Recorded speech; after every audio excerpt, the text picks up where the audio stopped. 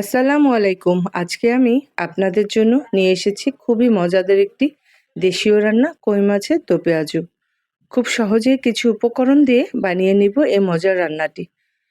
তো এখানে একটি প্লেটে বেশ কিছু বড় বড় কই আমি কেটে ধুয়ে এভাবে পানি ঝরিয়ে নিয়ে নিলাম। এখন একটি বাটিতে মাছগুলো দিয়ে আমি লবণ এবং হলুদ মাখিয়ে এক এক করে ভেজে নিব। তো এখানে আমি ভালো করে মেখে নিলাম। মাখানো হয়ে গেলে আমি কিছুটা তেল দিয়ে মাছগুলো ছেড়ে দিচ্ছি। তো এভাবে করে সবগুলো মাছ একসাথে দিয়ে আমি ভেজে নিব। রান্নাটি কেমন হয় সেটি জানতেই ভিডিওটি শেষ পর্যন্ত দেখুন।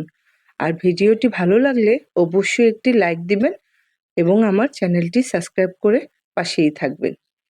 তো আমি এভাবে সবগুলো মাছ এক এক করে ভেজে তুলে নিয়ে সাইডে রেখে দিব।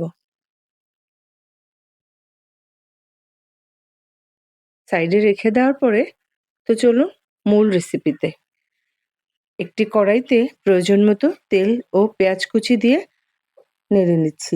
পেঁয়াজের আসল স্বাদ কিন্তু ভালো করে ভেজে নরম এবং হালকা বাদামি হওয়া পর্যন্ত এভাবে ভেজে নিতে হবে। তো এখন এখানে আমি আরো কিছু রসুন দিয়ে ভালো করে আরেকটু নেড়েচেড়ে ভেজে নিব।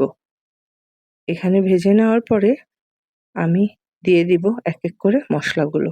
দিয়ে দিচ্ছি 2 টেবিল চামচ পেঁয়াজ বাটা, দিয়ে দিলাম হাফ চা চামচ আদা বাটা, এখন দেব হাফ চা চামচ ধনিয়া গুঁড়ো, জিরে গুঁড়ো, হলুদ গুঁড়ো এবং মরিচ গুঁড়ো, সামান্য লবণ। এখানে দো পেঁয়াজেতে সব কিছুই পরিমাণে অল্প করে দিতে হবে।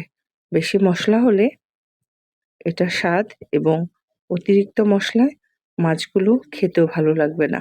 তাই হালকা পরিমাণে মশলা দিয়ে আমি এত সুন্দর করে মশলাটা কষিয়ে নিলাম। এখন সবগুলো মাছ আমি এখানে ঢেলে দিব।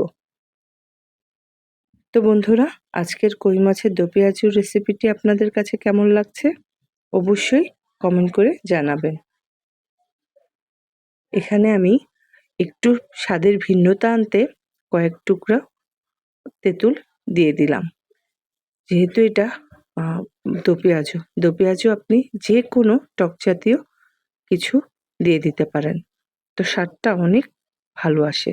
তো এখন কুচি করা ধনিয়া পাতা এবং আস্ত কিছু কাঁচামরিচ দিয়ে আমি এভাবেই নেড়েচেড়ে নিই। তো মোটামুটি এখানে আমার রান্নাটা প্রায় রেডি। বন্ধুরা, ভিডিওটি ভালো লাগলে ভিডিওটিতে একটি লাইক দিবেন, পরিবার ও বন্ধুদের সাথে শেয়ার করবেন। আর চ্যানেলটি সাবস্ক্রাইব করা না থাকলে এখনই বেল আইকনটি প্রেস করুন।